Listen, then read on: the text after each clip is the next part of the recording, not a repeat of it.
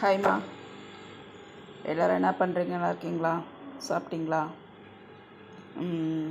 இன்றைக்கி எதுக்குன்னா இந்த வீடியோ, இந்த பச்சை சுண்டக்காய் பாருங்கள். இது அவ்வளோ மருத்துவ குணம் இருக்குங்க. நீங்கள் எல்லாமே கேள்விப்பட்டிருப்பீங்க, யூடியூப்பில் இன்ஸ்டாலலாம் பார்த்துருப்பீங்க. உண்மையாலே இது வயிறு புண்ணுக்கு, நம்ம நரம்புக்கு நிறைய 1 2 இல்லை சொல்லிகிட்டே போகலாம். அந்த அளவுக்கு மருத்துவ குணம் இருக்குங்க. நான் வாங்கிட்டு வந்தேன் பாருங்கள், நேற்று கடையில்.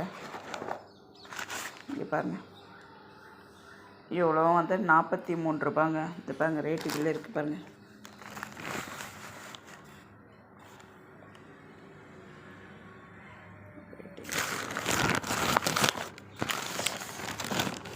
வச்சுட்டேன் பார்த்தீங்களா, 43 ரூபாய் 24 காசுங்க.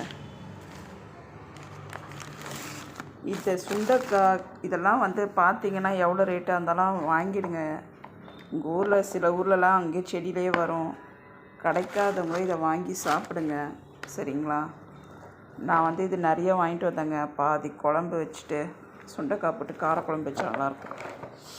வச்சுட்டு கொஞ்சம் சட்னி அரைக்கலாம் அப்படின்ட்டு வாங்கிட்டு வந்தேன், சரிங்களா? நீங்களும் எங்கே பார்த்தாலும் இதை வாங்கி சாப்பிடுங்க, உடம்புக்கு ரொம்ப நல்லதுங்க. குழந்தைங்களுக்கெல்லாம் சட்னியாக அரைச்சி கொடுத்துருங்க. குழம்பா வச்சா சாப்பிடாதுங்க இவங்க. அதனால் நீங்கள் என்ன பண்ணுறீங்க, சட்னியாக சின்ன வெங்காயம், நம்ம கார சட்னி எப்படி அரைப்போம் அதே ஸ்டைல் தாங்க, வேறு எதுவுமே கிடையாது.